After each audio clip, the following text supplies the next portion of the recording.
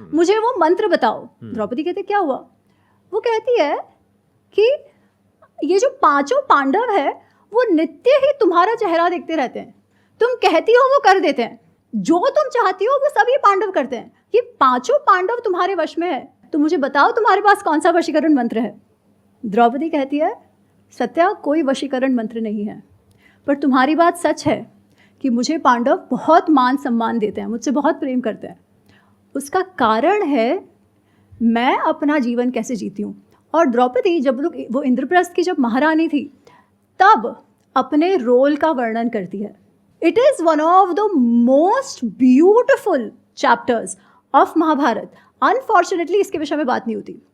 वो कहती है मैं सबसे पहले उठ जाती हूँ, जो भी कार्य राजमहल के अंदर होता है, क्योंकि बहुत सारे लोग, लाखों की संख्या में लोग खाने पीने आते थे, उन सब के लिए हजारों की संख्या में सेवक सेविकाएं होती थी। वो कहती है उन सब का नाम मैं जानती थी, वो सब ने कितना कार्य किया है वो मैं जानती थी, उन्होंने खाया पिया है कि नहीं वो भी मैं जानती थी।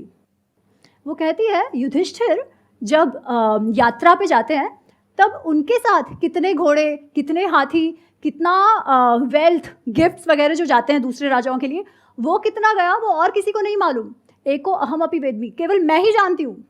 वो कहती है इंद्रप्रस्थ की जो तिजोरी है ना, जो खजाना है, जो वेल्थ है, वो ऐसी है कि किसी को मालूम ही नहीं, इतनी पूरी समुद्र जितना रत्न उसमें भरे हुए हैं, पर क्या आया क्या गया, पूरा transparency of the treasury, she says मेरे अलावा किसी को भी नहीं है।